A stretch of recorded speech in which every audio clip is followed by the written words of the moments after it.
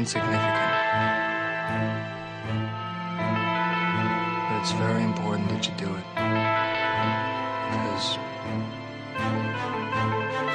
nobody else will.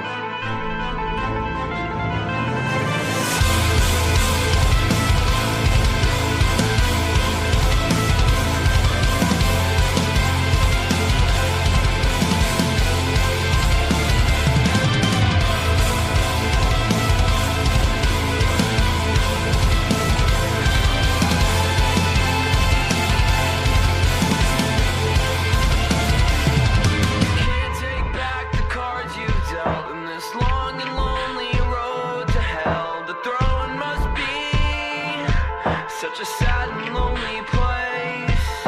Living, breathing, flesh and blood. Sweat and tears swept under the rug. I'm just a number to you. Just ones and twos. The power keeps you feeling high. But how low do you sink into your bed at night? Anchor down with you.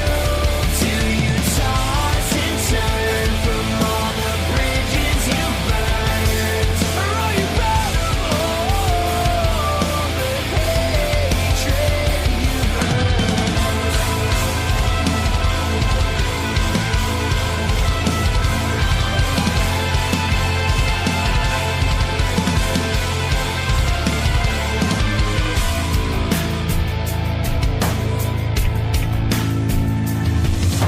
A conscience buried deep beneath, a heart stuck in a skeleton of greed. And eyes that can't see that happiness is so far out of reach.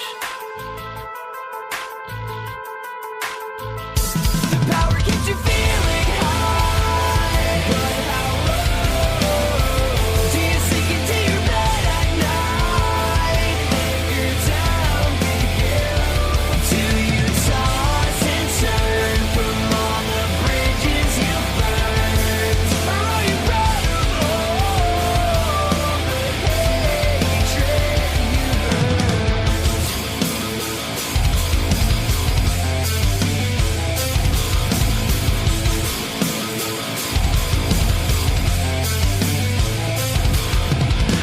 You can only get so far without my by your side. A dark storm lies ahead, lies ahead. Can't take back the cards you dealt in this long and lonely road to hell. The throne must be such a sad and lonely place. The power keeps you feeling high. But how low do you sink into your bed at night? Anchor down with you. Do you toss and turn from all the bridges you burned? Or are you proud of all the hatred you burned?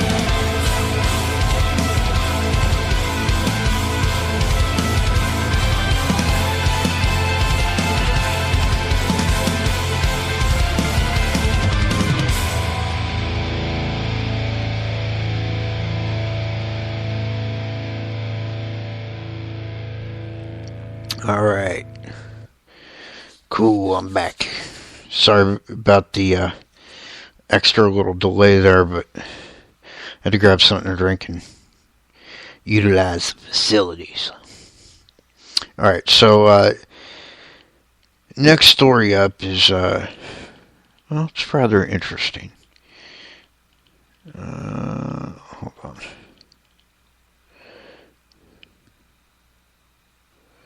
Good news is I got my new laptop today. So as soon as I can start using it,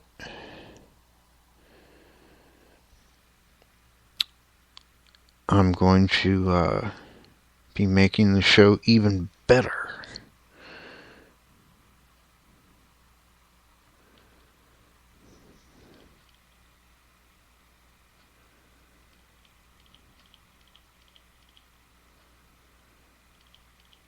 And hopefully it won't take as long for things to load. Okay. This next one is called Crime and Undead Punishment, Ghost Stories and Murder Mysteries. There's a body in the hotel room, a murdered girl. She's draped half off the bed with her head resting at a backwards angle. A Chantilly lace nightgown of mint green is pulled up around her shoulders. A creeping bloodstain soaks the carpet beneath her. She's young, but old enough. She's pretty, but not so pretty that the hotel night manager has gone out of his way to keep it quiet. She isn't the kind of girl someone wealthy and influential wants to keep out of the morning papers. The Pinkerton man has been called in, the one who works graveyard. He scratches his head. It's a dreadful end to a young life, a crime of passion or revenge. They turn the body over, aghast. The pale girl is wide-eyed and grinning. The night manager bolts from the room.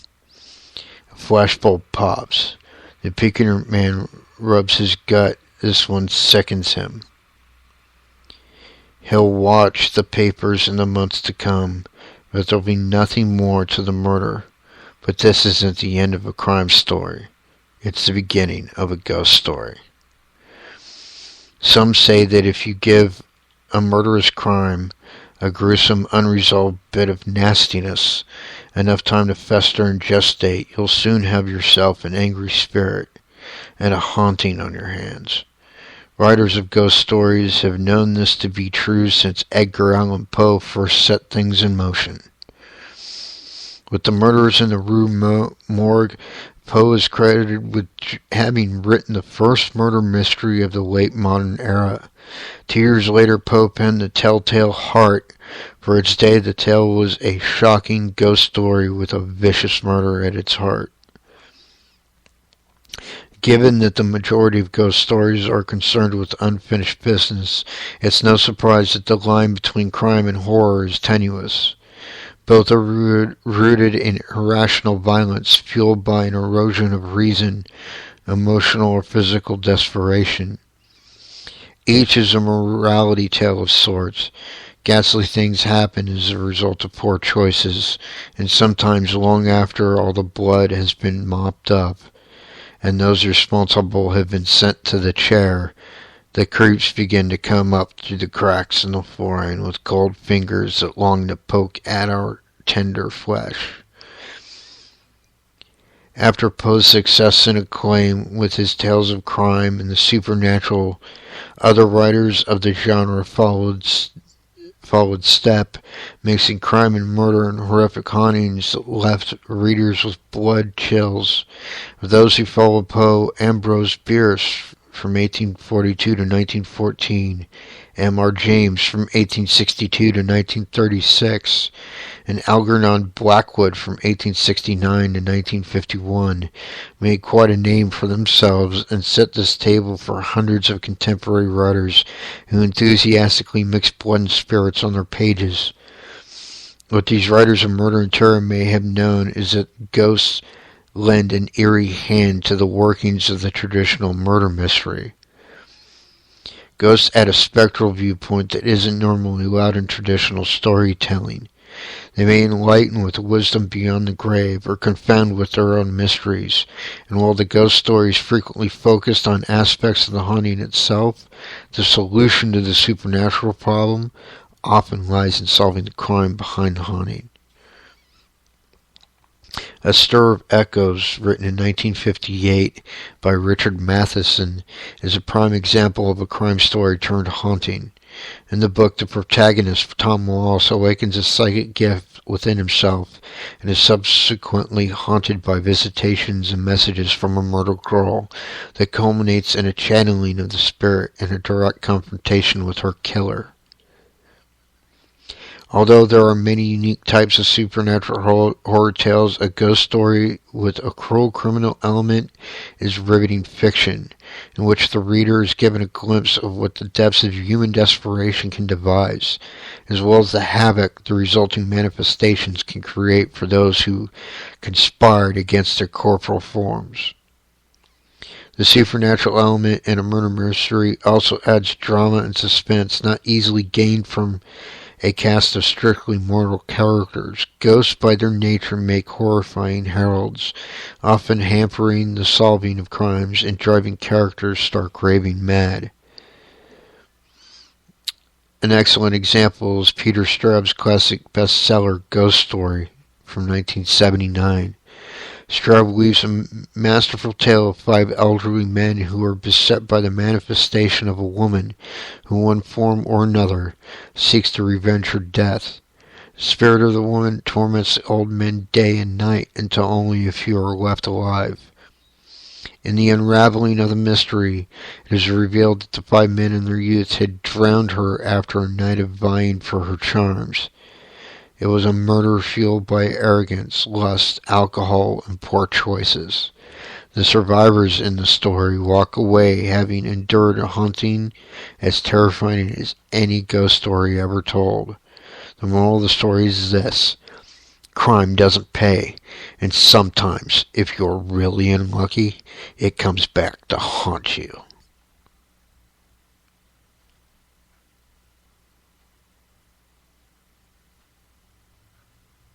Absolutely true. Absolutely. And even though, yes, all these things were works of fiction, The Telltale Heart and Murders in the Rue Morgue, as well as many, many others.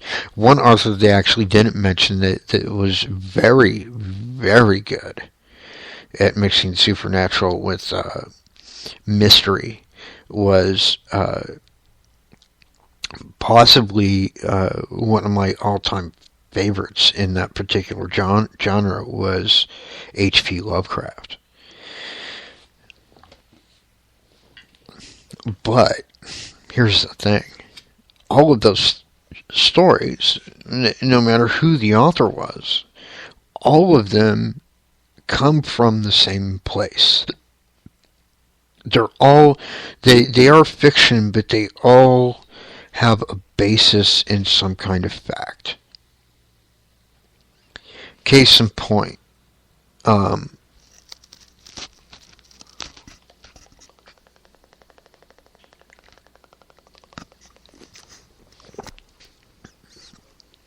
Telltale Heart was actually based on a real case. A lot of people don't know that.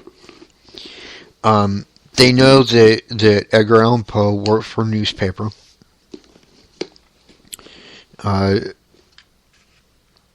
Basically doing the same things he did with his books, just on a smaller scale. He wrote a lot of what they called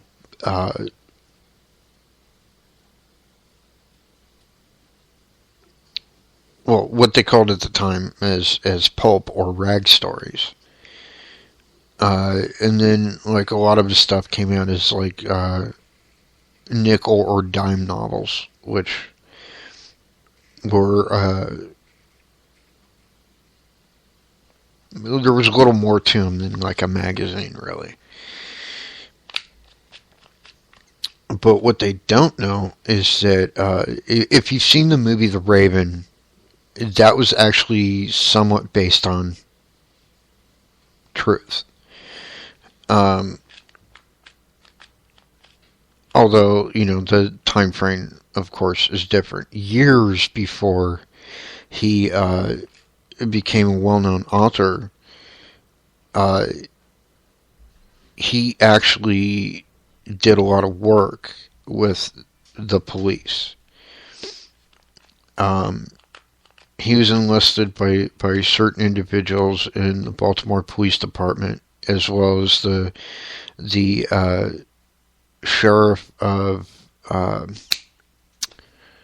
I forget the name of the town, but it's in Virginia. I think it was something like Roxton,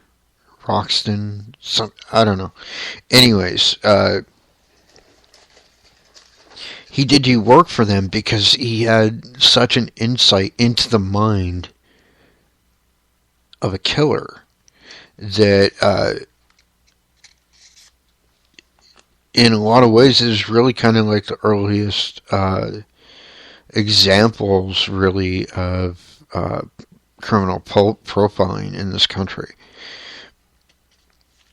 And one of the cases that he actually worked on with the Baltimore Police Department before he started to write really a lot for I think it was the Baltimore Sun, or it was the predecessor of the Baltimore Sun, I forget which. But before he started writing for them, he actually worked a real life case with the Boston Police Department, which is what inspired him to write The Telltale Heart, because what happened in that case, and I don't remember the particulars of it, but you could probably look it up. But what happened in that case was that he was working with the police, and he actually very correctly theorized that the person that did it was very what's the word I'm looking for? They felt guilty about it, or they felt remorseful, to the point where they were trying to take care of the body, and that he would either be very easy to find in the near future, or he would turn himself in. And what actually ended up happening is he was quite right, although it was much more extreme than he believed, because what happened is this individual kept seeing and hearing the person he killed, like everywhere, to the point where it actually drove him insane.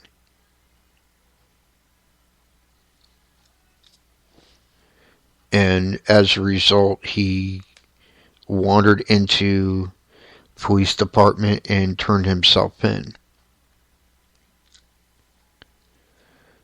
So it does bring the question, like, think about it. You know what I mean? Like how many of these guys have written these like fictional tales, but there's like some truth in there somewhere. You know, I mean, it's kind of scary to think about it sometimes. I mean, think about like Stephen King. We know, like when he wrote The Shining, we know where that came from. You know, the whole world knows it now. It came from the Stanley Hotel, which is all fine and good. But like, I swear to you, some of the stories he's written, like, make that seem pretty meek in comparison. So, where'd all that come from? You know, like where'd the bits of truth in that come from? What did he see? What did he witness that kind of sparked that idea in the first place? You know, and I could say the same thing for other authors too, like and modern day authors, mind you, like Dean Koontz, like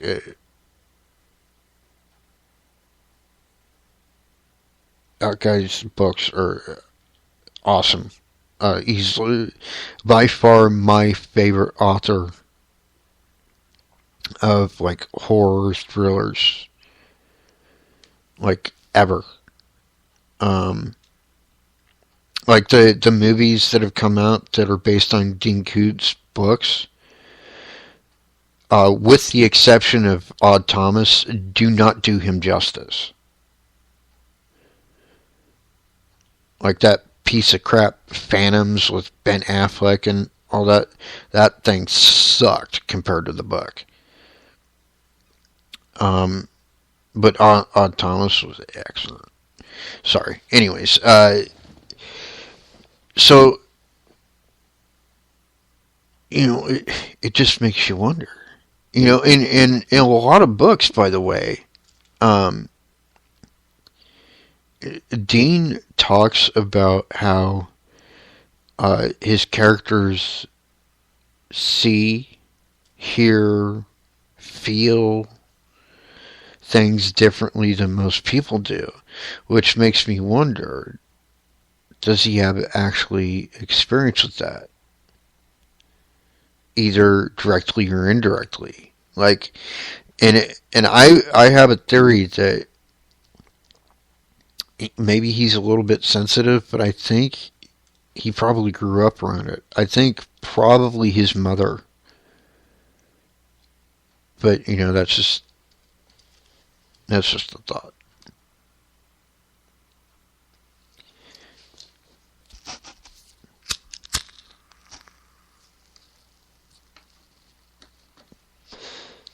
But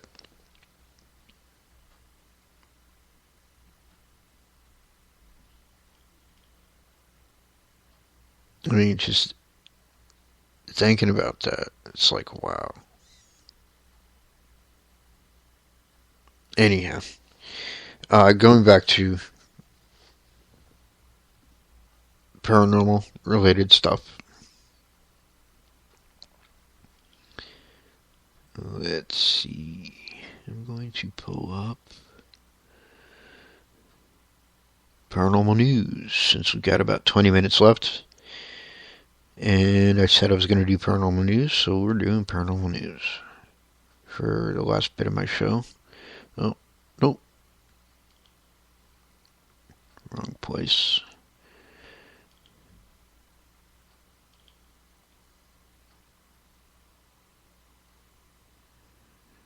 Here we go. That's the one I'm looking for.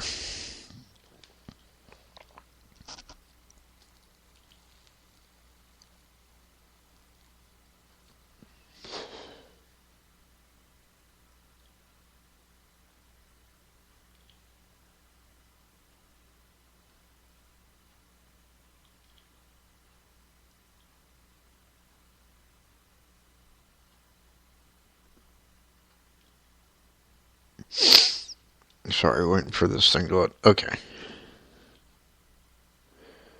This is from... Well, it's from last year. It's from July 22nd of last year, but I didn't hear about it, so I'm hoping you guys haven't heard about it yet either. Terrified professional cricket players refuse to stay at London's haunted Langham Hotel. England's ECB, England and Wales Cricket Board, cricket players are convinced that their five-star central London hotel is haunted. Reports from England this week reveal several players have requested to switch rooms and their wives have refused to stay at the world-renowned Langham Hotel after players and their families experienced strange noises, lights, and water faucets turning on by themselves, and ghostly spirits wandering the halls of the legendary haunted hotel.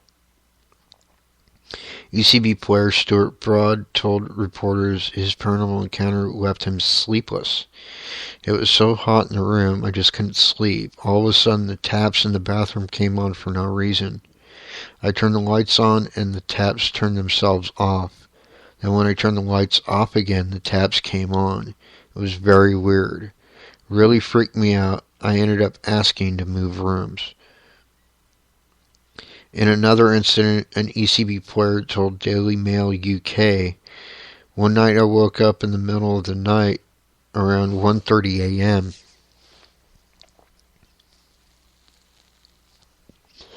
and I was convinced there was a presence in the room. It was the weirdest feeling. I turned the light on and looked online and could see Matt Pryor was online too. I went to his room and he said exactly the same thing. He was wide awake as well. Neither of us could sleep because we were so spooked out."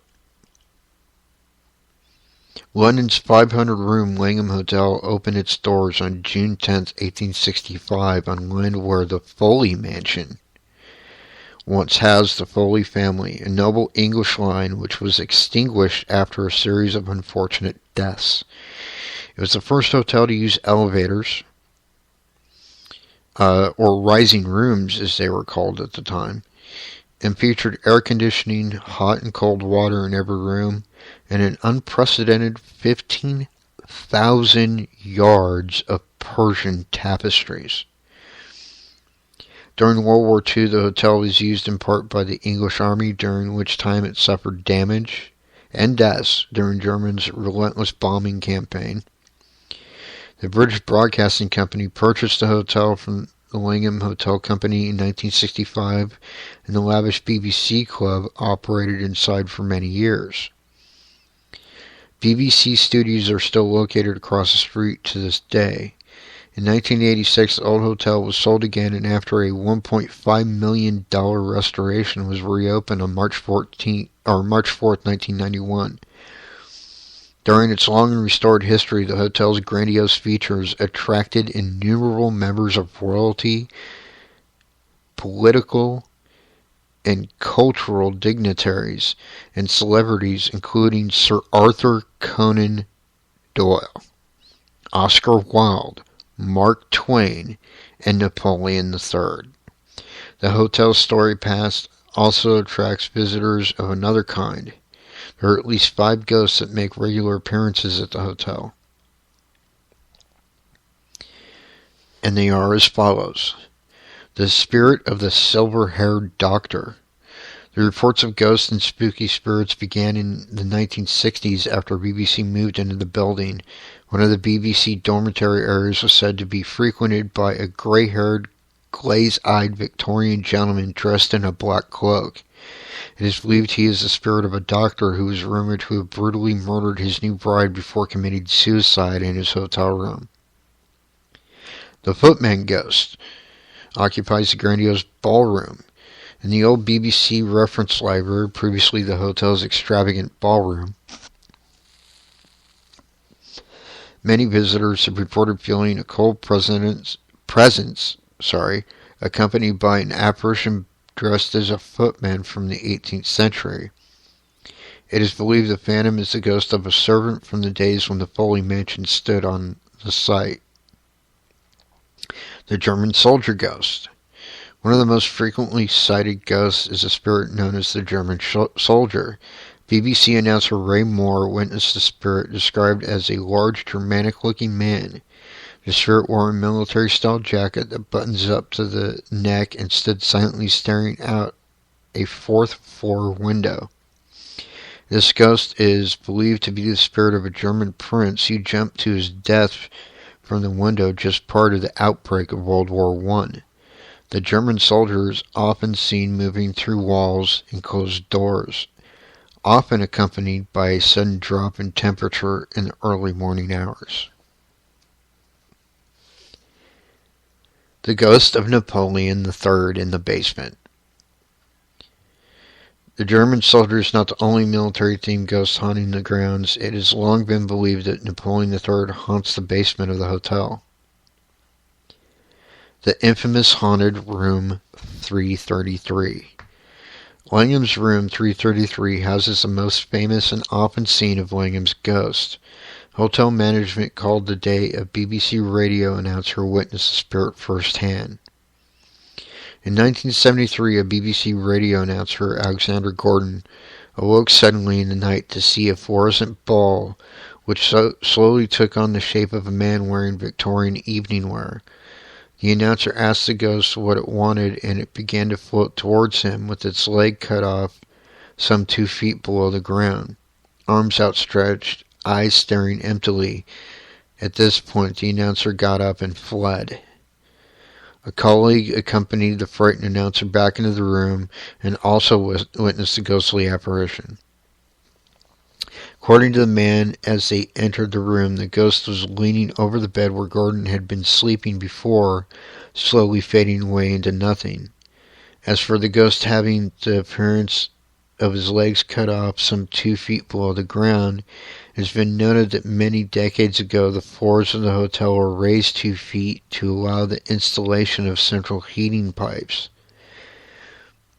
If you're brave, Room 333 is available for rent.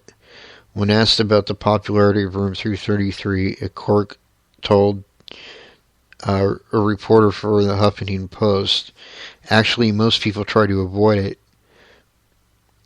Sometimes we have to put people there, but they're the ones who don't know about the stories. Me, I wouldn't even step foot on the third floor. And last but not least, the ghost that enjoys tipping beds. One of the most talked about ghosts in Langham Hotel is a fun-loving spirit who gets his jollies from tipping hotel guests out of their beds. Since the days of EVC occupied the Grand Hotel, terrified guests have reported awakening to a violently bouncing bed. In 2003, the bed was shaken with such enthusiasm that the occupant fled the hotel in the middle of the night, refusing to step foot back on the property. Just a few minutes from the City of London, the five-star Langham Hotel is located in London's West End. Visitors are encouraged to inform hotel management of your interest in the paranormal. Evidently, they have a special package for ghost hunters, so I'm keeping that in mind if I ever go back to England. Good stuff.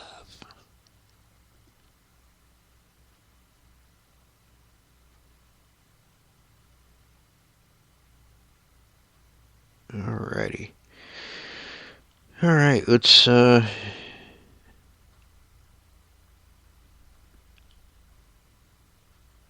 this is one I don't cover too much. This is from just in November of 2014. But I guess the story happened back in 2006. Chicago O'Hare International Airport UFO. Disc-shaped UFO seen by dozens of credible witnesses. Note, unlike most photography used on altered dimensions, photos used in this article should be considered illustrative only. None have been successfully authenticated by AD, and at least one is believed by many to have been digitally manipulated. It's possible, but I'm going to go ahead and share this in our chat room so you guys can see it for yourselves and draw your own conclusions. So here you go.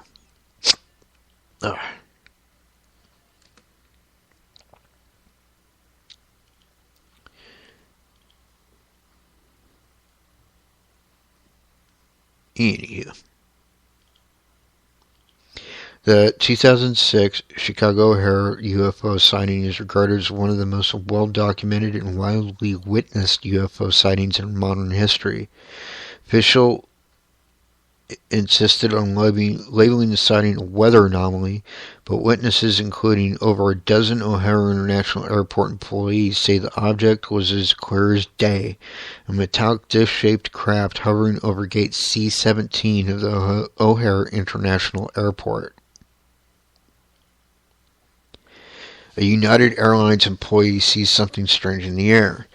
On November 7th of 2006, approximately 4:15 p.m., an airport ramp employee was pushing back United Airlines Flight 456 when he looked up and spotted a strange object hovering over O'Hare's gate C-17. Described as a spinning metallic disc-shaped aircraft, the employee immediately notified the pilot and co-pilot of Flight 456, both of who also witnessed the object, and radioed the airline's operation control center. The co-pilot was later interviewed and admitted that he and the captain had opened the side window to view the object. They described the UAP, unidentified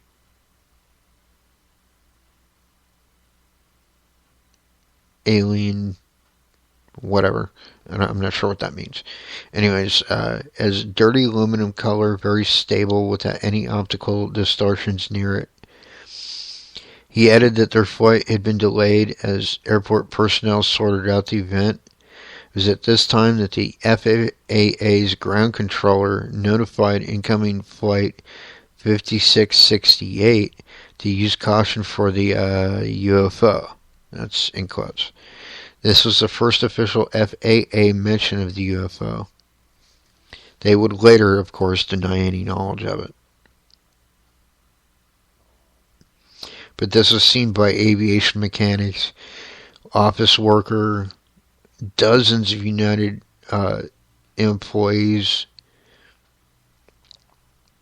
and of course, the UA and the FAA deny the event vehemently. Which is kind of par for the course because that's what these government assholes do. They don't want it really known that there's even a possibility that we're not alone in the universe because it's controversial, and they're afraid of declining ticket sales and the bottom line, and they really don't give a shit about the truth, these people. And that goes double for, politicians. They don't give a shit. That's why even when they did finally get pressured into releasing the Project Blue Book files, they were so heavily redacted you can't even tell anything. And it's not even just concerning, like, aliens and UFOs either. It's like everyday life stuff too.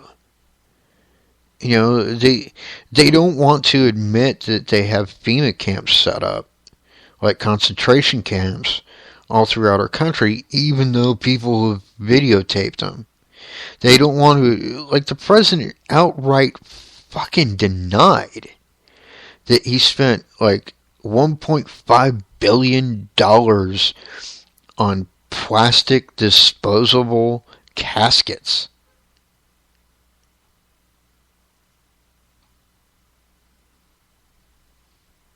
That's like a sea of like these Tupperware fucking casket things.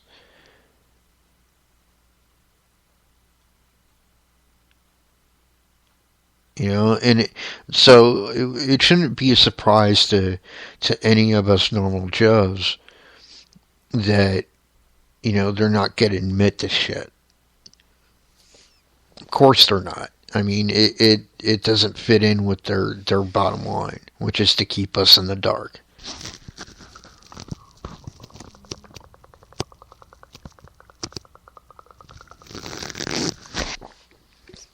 Sorry.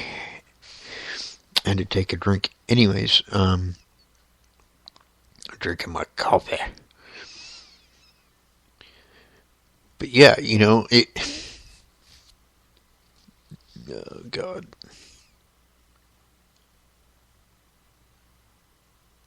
I'm going to go into another topic right now because otherwise, yeah.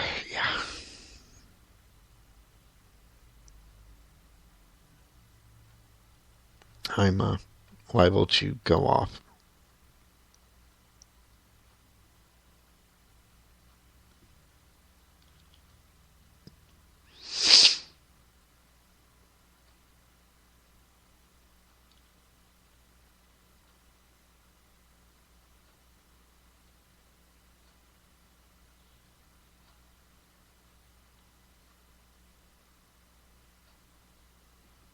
Actually, you know what? Folks, bear with me for a minute because I'm actually going to go to a different site altogether. As well, this one's good. I'm in the mood for some crypto stuff, and they haven't updated their crypto stuff for, I don't know, quite a while.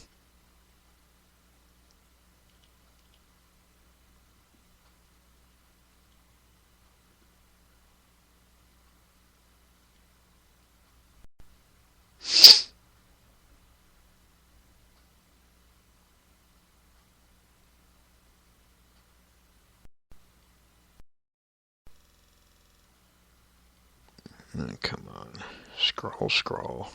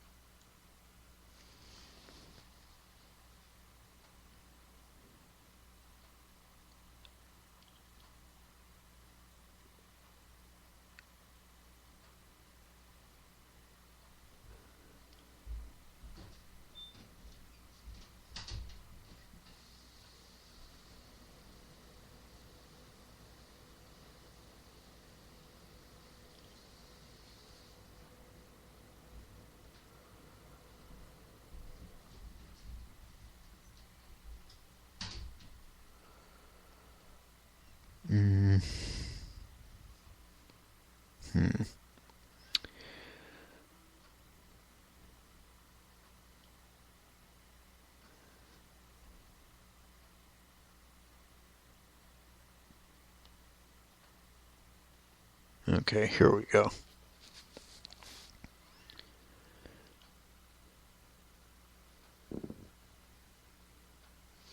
Okay, this one's called the Sykesville Monster Encounter. Sykesville Monster is another name for Bigfoot, by the way. It was written by a guy named Lon Stickler. Strickler. My interest in cryptozoology began the day I witnessed a creature that was beyond my belief.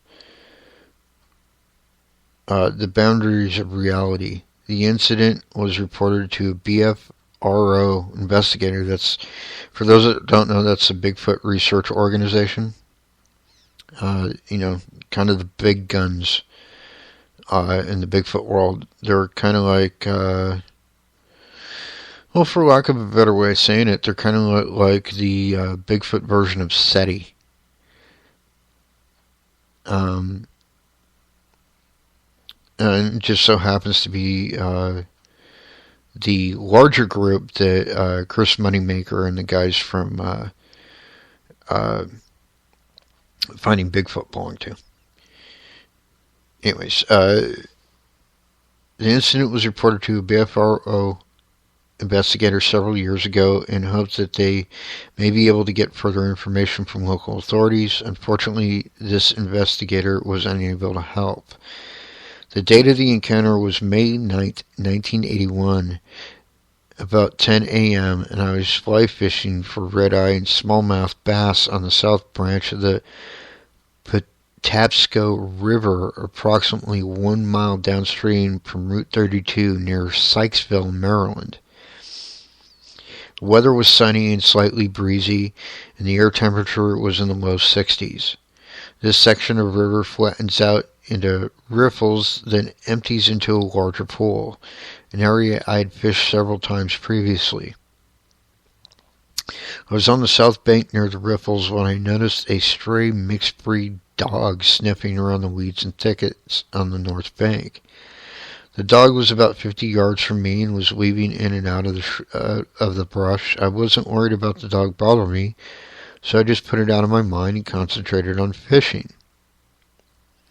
After a few minutes or so, I heard the dog barking and growling. Figured that he stirred up a deer, but when I looked at the direction of the ruckus, I noticed a dark, hairy creature bobbing up and down in the thickets. I stopped fishing and moved closer to the riffles to get a better look. I noticed that the dog stopped barking. Suddenly I heard a loud yelp from the dog, and the creature stood up. The best I could tell is that this thing was about 7 to 8 feet tall and had dark matted hair. I could only see the body from the chest up because the rest of the body was obscured by the weeds and thickets. I stood completely still and could hear a series of tick sounds while observing the creature walk slowly through the thickets towards the